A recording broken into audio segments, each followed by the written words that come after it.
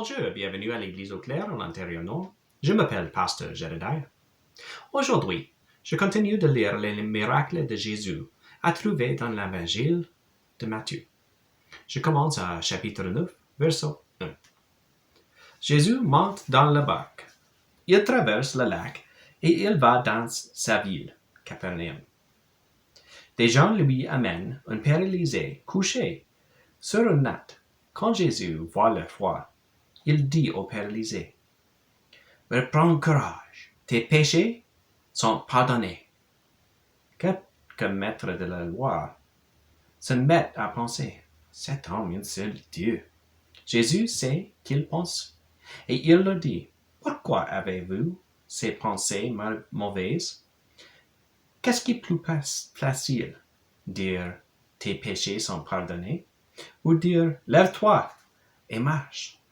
Eh bien, vous devez le savoir. Le Fils d'homme a le pouvoir de pardonner les péchés sur la terre.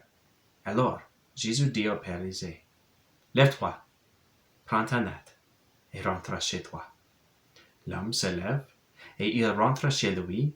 Quand les foules voient cela, elles ont peur. Elles disent, gloire à Dieu, il donne un très grand pouvoir aux hommes.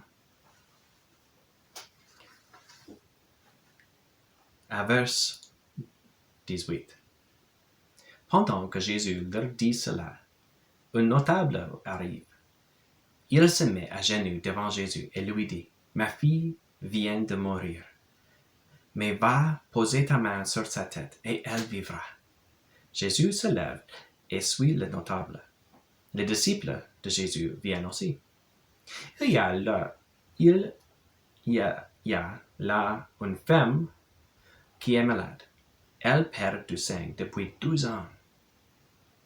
Elle s'approche de Jésus par derrière et elle touche le bord de son vêtement. En effet, elle se dit, si seulement je touche son vêtement, je serai guéri. Jésus se retourne. Il la voit et lui dit, reprends courage, ta foi t'a sauvé. Et au même moment, la femme est guérie. Jésus arrive à la maison de notable. Il voit les musiciens prêts pour l'enterrement et la foule qui fait du bruit. Il leur dit, allez-vous-en, la petite fille n'est pas morte, mais elle dort. Les gens se moquent de lui. On fait sortir la foule. Jésus entre la maison.